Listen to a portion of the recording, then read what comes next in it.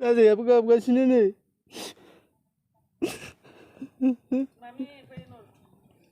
मामिखौ Nag gelap tuh ikam dalam dong dong cak ngomong lu sana lagi akhirnya kayak gitu ngomong kayak gitu akhirnya ngomong kan itu kan osai kapdan dong je korobi pegu musari mukulai abik dang ngono Dhemaji जिल्लानि सिङाव थानाय गगामुख हालामनि सेनं सनापुर गामिनि थागिबि मुस्रि गोहोम मुसाहारिनि अनसुलि बिसि मुस्रिमा करबि पेगु मुसाहारिया थांनाय 16 मार्च 2022निफ्रायनो गोमाना दं। करबि पेगु मुसाहारिया सासे 3 बोसोर बैसोनि फिसाज्लाबो दं। करबिनि फिसाया खौरांगिरिनि सिगाङाव फोरमायो दि जेरावखि थाया मानो गावनि फिसाज्लानि मोखांखौ नायना नखराव फैफिननो थाखाय मोदै हगारना खावलायो। सोरबाफोर नुसन बायोबा 7637922336 एबा 6002011811 होखानाय बे जानबुं नम्बराव कल खालामना खोन्थाहरनो खावलायदों। आवदे काबला दं नमना gelap tuh ikam na besar nan nan dong madir kuna magoma sakya madir kuna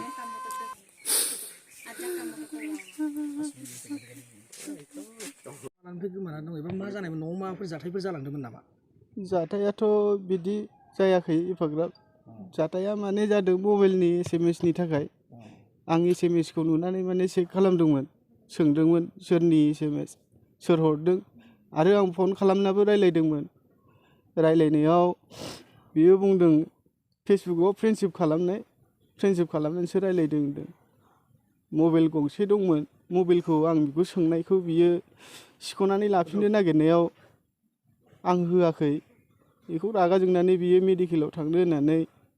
मेडिकेलावबो थांबाय लोगोबो मोनदोंमोन बाइकआवबो गाखोआखै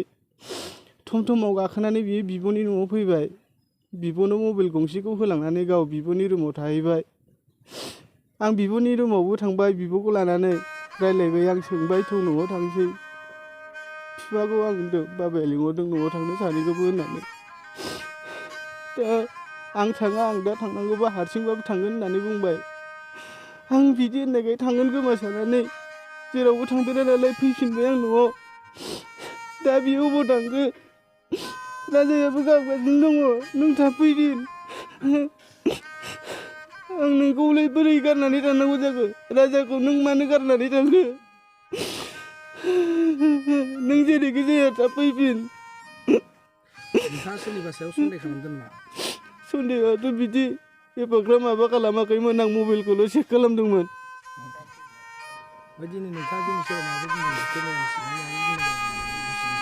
माबाफोर दाथ' मबाइलनि थाखायसो जादों नालाय मबाइल आं जिखुनु जाया बेखौ थाब फैफिनजानो लुगैयो आरो राजायाबो गाबगासिनो मोनायाव गाइखेर जानो नागिरबाय थायो ओंखायनो थाब फैफिनदो नों जेरावखि थाया मानो थाब फै राजाया गाबगासिनो दङ नोंथांनि फिसालाया बेसेबां बैसोनि? बोसोरथाम जाबाय बोसोरथाम 6 माससो जाबाय साबेसे गथ' गथाय सासेल'? बे सासेल'